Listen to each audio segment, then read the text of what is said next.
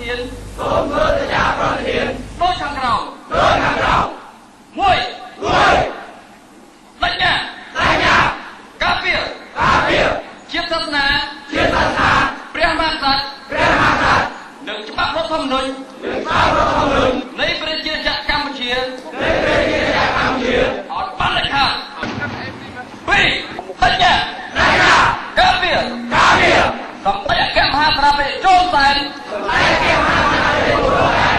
នាយករដ្ឋមន្ត្រីនៃប្រជាជាតិកម្ពុជានិងសម្ដេចកតេប្រិនឌិតព្រមទាំងក្រុមប្រឹក្សាឲ្យបានដាច់ខាតសូមសញ្ញាបញ្ញាគោរពនិងអនុវត្តតាម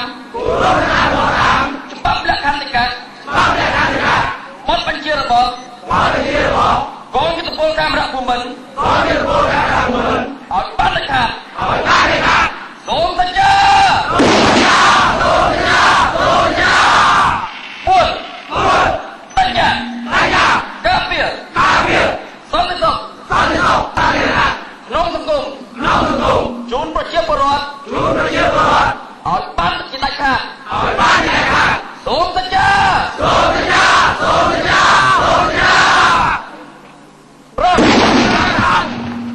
បញ្ញា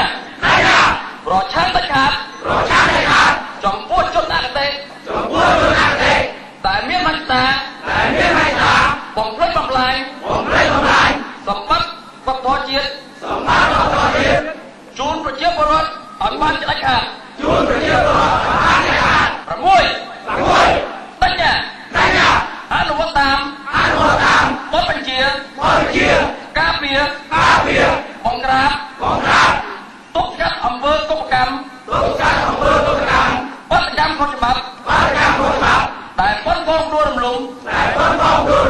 សម្ដេចជួនសែនរបស់ពួកជលនិយមក្រុមប្រឆាំងនិងស្ថានភាពអសន្តិសុខផ្សេងៗក្នុងសង្គមឲ្យបានដាច់ខាតសូមសញ្ញា